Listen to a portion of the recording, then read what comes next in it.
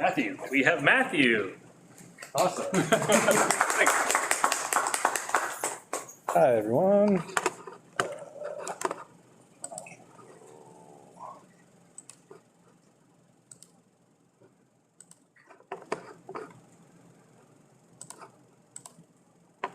All right. Oops.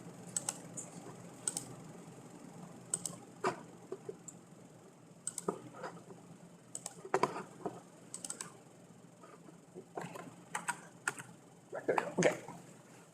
Hold on. I will accept that request for the video.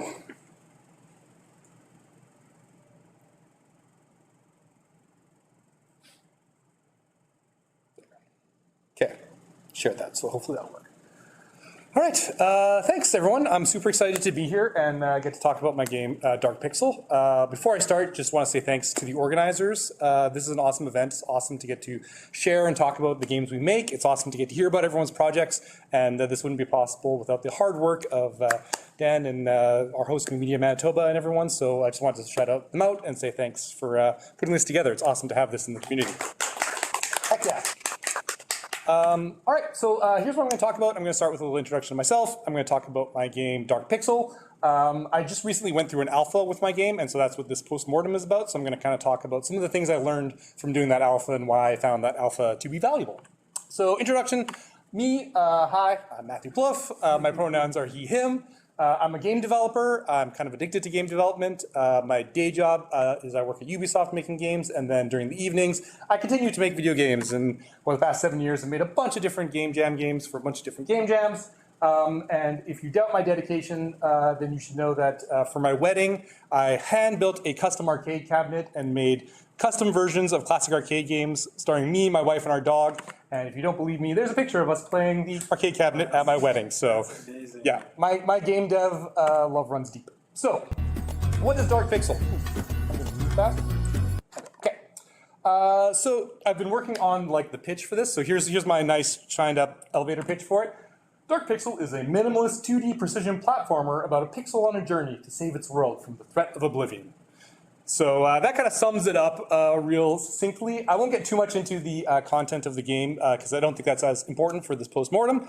But the two things I will mention about it. One is that the goal for this is eventually to release it free on Steam as like a full game. I'm going to use that term full game. That's not to deride game jam games, but it's just there's kind of a level of, you know, amount of stuff that goes into like a full game that you're releasing on Steam versus a game jam game. So it's not the same thing bad about game jam games. Game jam games are totally games.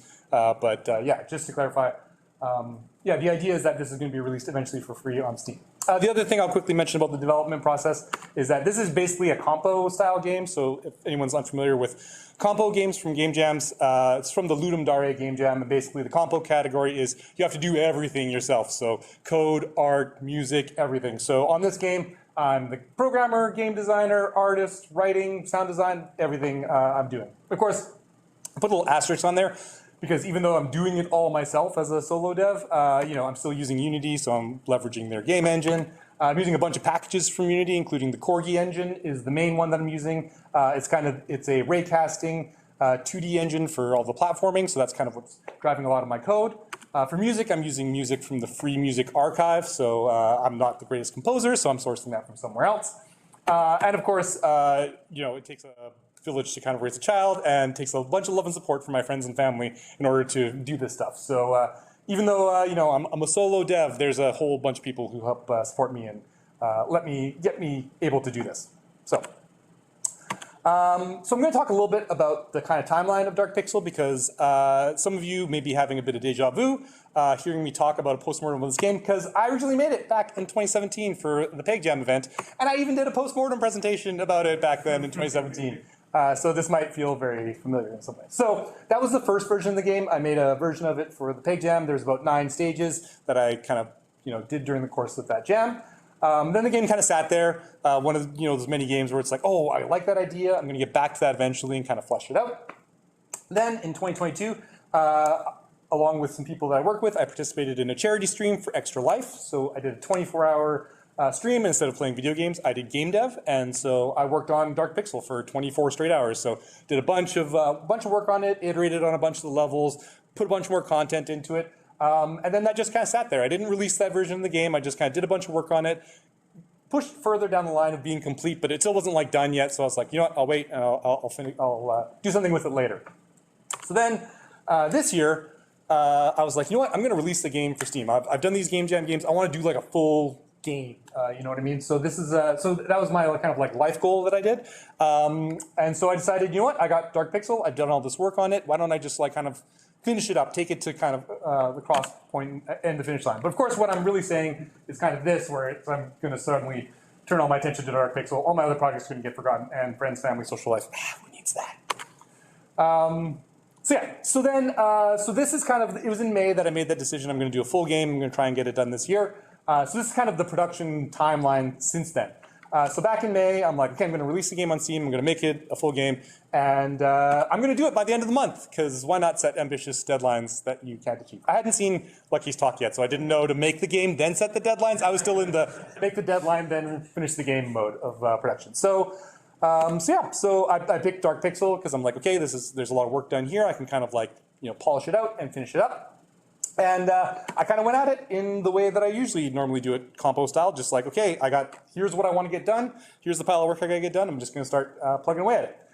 Hit the end of the month, didn't quite get the game done. So start June, I'm like, you know what? The strategy still works. Continue working. So I just worked, and just powered away at this mountain of work that I had. And made a lot of progress, was getting a lot of stuff done. But I kind of, by the end of June, I was like kind of halfway up the mountain where I still had like a ton of stuff left to go. And I was feeling a little overwhelmed and not feeling great about stuff. So I decided, you know what, I need to like come at this from a different direction. I need to reevaluate this. So start of July, I decided to reschedule. And I was looking at it, I looked at the work I had done, I looked at kind of what I was anticipating the end game to look like, and I decided to give myself a lot more time, be a lot more lenient with my timeline, and I said, I'll give myself 2 months instead of just a month this time. And so I aimed for, I'm aiming for like a launch at the end of August on Steam. So then I was looking at that schedule and backdating it. I was like, you know what might be, you know what might help this is if I got some extra vacation time. So I'm just going to take a dedicated week and just work on the game. So I'm going to book off work, just spend 40 hours solidly invested in this game. That'll help me get to that launch point, and I'll just invest all this time in it. So then at that point, I decided to stick an alpha in the middle of this. Now that kind of seems like a weird decision in some ways. For example, I've already kind of made an alpha version of this game. I made a demo. I have like a prototype version to kind of prove stuff out. It's also kind of, I'm going to end up polishing up stuff and finishing a bunch of stuff that isn't directly like getting me to that end result, right? Like I'm kind of creating a middle stage where now I have to like finish stuff and polish stuff up. So like it doesn't seem to like, on some levels it wouldn't seem to like have a lot of value. But what I thought is that, you know what, if I do this alpha, I can have this version of the game, I can give it out to some people, I can start getting some feedback. And then in August, after I do this dedicated week, I'll have like all of August to kind of respond to the feedback and kind of iterate that into my development. So this was the plan at the beginning of July. Yeah. So and that's when I made the alpha. So I made the alpha for the first 3 weeks of July. I released it 2 weeks ago to some of my close friends and kind of started getting their opinions on it. And these are kind of the learnings that I learned from doing that alpha and the value that I got out of it. So first of all, I mean the alpha itself is kind of an MVP. By MVP, by the way, I mean a minimum viable product. So it's kind of like the bare bones basic version of something that runs like from start to end. So the alpha itself is really an MVP for the entire product. But, and this is what my MVP looked like. This is kind of what I sat out when I said, like, okay, I'm going to do an alpha. This is what I need to have implemented. I want to have the kind of the core game from start to finish. So starting with main menus, also have the settings screen hooked up so you can actually like adjust stuff. Have some cutscene placeholders for my opening cutscene and my ending cutscene. So that would give me like at least the bare bones of a story. And have 2 levels feature complete. So you could like, start the game, have the opening cutscene, play 2 levels, the ending cutscene, game ends, goes back to the start menu, the whole start to finish flow. So you have that kind of for the whole game, but also when making this alpha, you kind of have to do MVPs for all like the elements within the game, a lot of the elements within the game as well. So for example, something that always gets neglected in my Game Jam games, I always sat out of the Game Jam game, I'm like, I'm gonna make a setting screen for this Game Jam game. And that it always gets tossed out into the Game Jam because there's just no time and it's not as high priority. But on a full game, obviously, you need access to settings. So I had some settings kind of set up, hooked up into my game, but I hadn't actually made the setting screen. And doing the alpha obviously made me sit down and actually craft out all my setting screen, make sure they were all hooked up and get them all set up. And it helps, that's just one example, but it helps with like all your systems in your game. And it helps you test them, and it helps you encounter issues earlier. For example, as soon as I made my game, first thing I did was give it to my wife to try, and she sat down and she started clicking on all the UI buttons to try and interact with them. I had been testing the entire time with the gamepad. Buttons worked with the gamepad, didn't work with a mouse. So that was like immediately, having someone else just touch your game, immediately you start to see the problems where like, oh, I forgot to implement that or didn't implement that thing. And you start to get this feeling. But it's good to have this feeling early in the game development process where you still have time to like pivot and adjust to it, right? So it helps so much with a lot of my MVP elements. Another thing, kind of in the same category, is it highlights issues. One really good example for this for me was that this is a screenshot from the initial build of the alpha. And so I'd been testing the game in editor, mostly in Unity. Small little editor window, kind of in the midst of everything in my desktop. I'm testing it, I'm playing it, I'm playing it. Finally, I do the build for the alpha. I test it for the first time in a full screen build, and I'm like, oh, this is way too close. I'm too the pixels are not the correct aspect ratio because I've been testing it in such a small window, and now seeing it up close, I was like, this is too big. So I ended up changing it, and I ended up changing the pixel aspect ratio. So now this is what the game looks like at the end.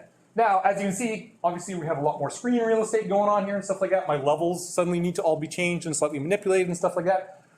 So the fact that I found this, after I'd only done 2 stages, meant I could still have time to pivot at this point, right? Had I done all 10 of my levels and 50 stages altogether, and then found this out, that wouldn't have been good. That would have been a lot more work involved, and I don't know if I would have been able to make that pivot at that time. So again, it just highlights those issues. I also found out some build issues and all that stuff like that. Things that I would have addressed eventually, but sometimes addressing them eventually is kind of too late. So it really helped to have this stopgap kind of in the middle to really test all these things. And finally, feedback. I mean, obviously this was the point of the alpha in the first place, was to kind of get it out so people could play it and I could get some feedback on it. And I did get some feedback, and it was very, very valuable. And the feedback I found kind of fell into some certain categories, which I found helpful. So the first ones were things that I kind of already knew. Like when I gave it out to my friend, I kind of knew, I'm like, oh, I bet you he's going to mention this. I bet you he's going to mention this thing that's not quite there and all that stuff like that. And there was a lot of that where it was kind of things that I already knew. But it's still good to hear that because it's kind of, solidifies that, yes, this is something that needs to be addressed, or yes, this is something that it's worth investing the time in to fix this because I'm hearing it. It's not just coming from me, it's coming from other people too.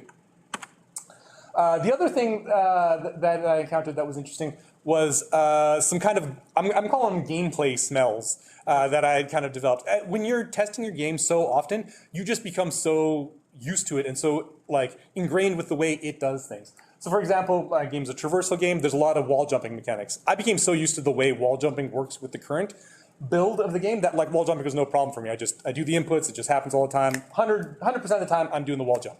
Someone else starts playing the game and they're not as in tune to that specific rhythm. They're just kind of doing what naturally comes, and now they're falling off the wall all the time because they're not as in tune with the engine as I am, right? So it helped to have their perspective, and I can kind of see the gameplay smells that I just become nose blind to continue the metaphor. Speaking of perspective, having another perspective on the game, both in terms of gameplay and narrative and everything, was just helpful in order to, it helps to have someone else's opinions because sometimes, they have great ideas and you're like, oh, I can adapt that, I can use that, that's great. Sometimes I don't agree with their opinions, but sometimes having that different perspective allows me to better define my perspective and figure out kind of what I'm trying to say in contrast to what they're saying. So it's always helpful to kind of get some other opinions, especially when you're doing such hardcore solo dev work where you're kind of all in it all the time. It's good to have those other perspectives to kind of balance off of. And lastly, my friend liked the game, which was always good. He was a fan, he enjoyed the art, he enjoyed the music and all stuff like that. And so getting positive feedback is always good. It gives you that good dopamine hit of someone likes my game, it's exciting. So that was nice. I mean, if the person who's playtesting your game doesn't like it, maybe this doesn't catch out for you. But in my case, it worked well and is a good encouragement to continue. So this was the plan I made kind of back, the plan I kind of made in July and factoring how May and June it worked out. So this is kind of where we're at in the process now. So I'm in the midst of my dedicated week of working on the game after the alphas happened and all stuff like that. But the alpha went so well, and I learned so much from the closing process of doing it and from the feedback on it that I've decided to put a beta into the process too. So I want to do kind of the same thing where I take more of the game this time, so more levels, a higher level of polish on some of the features that I've done. So things like the settings are in there, but they're not like the most easy user experience. So they get all that stuff, get all those I's dotted and T's crossed, get all that lined up, and then put together a beta, and then also have that be a more publicly accessible one. So share that more widely. Get some more feedback on it, and then again have that time of kind of like repositioning based on the feedback, factoring that in prior to the launch on Steam. So the alpha process was so good. I'm like, yeah, let's do it again. That's kind of everything. There's my socials. If you want to check out the game on itch.io, level0.dev is my blog that I post on occasionally, not as frequently as I should. And then that was the previous demo version of the game, and now here's what that same level looks like in the new updated version. Last thing I just want to say is just as I've been working on this process, obviously it's become very aware to me how much energy and effort goes into these creative things. It takes a ton of time, energy, and dedication, and not giving up. So I just want to give a shout out to everyone who's presenting today, because we're all creating stuff, and I think that's awesome. And sometimes it goes without reward, so it should be recommended and cheered. So yeah.